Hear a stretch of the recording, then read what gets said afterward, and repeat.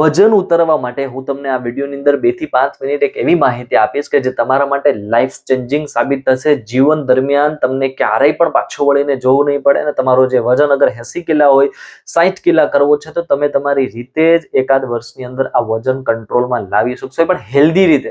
Unhealthy રીતે તો એક મહિનામાં 20-20 કિલો તમને ઘટાડીને આપે છે. 20-20 હજાર રૂપિયા, 25,000, 10-10 હજાર રૂપિયાના પાવડરો અને દવાઓ સપ્લિમેન્ટ તમને તમારા અંદર ઘુસાડી દે છે અને એ લોકો વેટ લોસ કરીને આપે. પછી 2 મહિનામાં ફરીથી એને એ જે ઘટ્યો હોય એનાથી ડબલ સ્પીડમાં એ વજન છે વધી જતો હોય.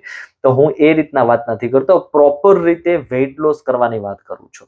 એ પ્રોપર વેટ લોસ કરવું હોય તો એક વસ્તુ, એક નિયમ તમારે હંમેશા યાદ રાખવો જોઈએ. એ નિયમ છે મેટાબોલિઝમ, ચયાપચય, જેને આપણે ગુજરાતીમાં સિમ્પલ ભાષામાં કહી શકાય. મેટાબોલિઝમને બૂસ્ટ કરીને તમે તમારો વજન ઘટાડી શકો અને વધારી પણ શકો. આ બંને વસ્તુ માટે ફાયદાકારક છે.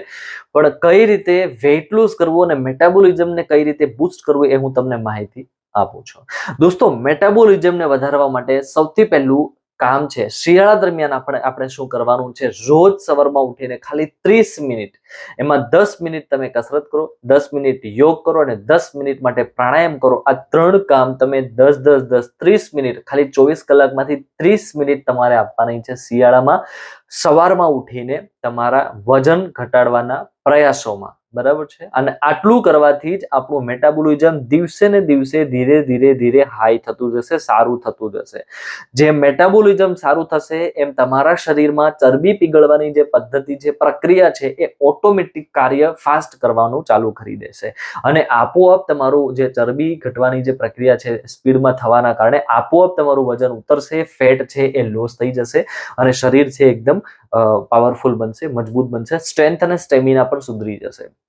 તમારું વજન અત્યારે 80 કિલો છે, તમે એક રોટલી પચાવવામાં તમને 2 કલાકનો સમય લાગે છે. જ્યારે તમારું મેટાબોલિઝમ સારું થઈ જાય, ખાલી 3 મહિના તમે વ્યવસ્થિત કસરત ને યોગ કરી લો અને થોડું ડાયટ સારું કરી લો અને 3 મહિના પછી તમે એ જ એક રોટલી પચવામાં માત્ર 1 કલાક કે 1.25 કલાકનો ટાઈમ લાગશે. આની સાથે સાથે તમારે કેલરીઝનું ધ્યાન આપવાનું છે કે ભાઈ તમારું વજન કેટલું છે, તમે કેટલી એક્ટિવિટી કરો છો એ પ્રમાણે તમારે કેલરીઝ ચાર્ટ એક તૈયાર કરવાનો છે અને એનાથી 100% તમે તમારા વજનને જીવનભર કંટ્રોલમાં રાખી શકશો. આઉટસાઇડ ફૂડ નથી ખાવાના, ફાસ્ટ ફૂડ નથી ખાવાના, એ બધી વસ્તુ તો કોમન થઈ ગઈ, પણ મેન વસ્તુ છે મેટાબોલિઝમ. એને સુધારવા માટે પહેલું વસ્તુ છે કસરત, બીજી વસ્તુ છે રાત્રે તમારે વહેલા સુવાનું છે ને સવારે વહેલા ઉઠવાનું છે. અને આ જે નિયમ છે 1-2 અઠવાડિયા કે 3 અઠવાડિયા માટે નહીં, જીવનભર માટે એ તમારે એ નિયમનું પાલન કરવાનું છે, તો તમારું મેટાબોલિઝમ જીવનભર સારું રહેશે.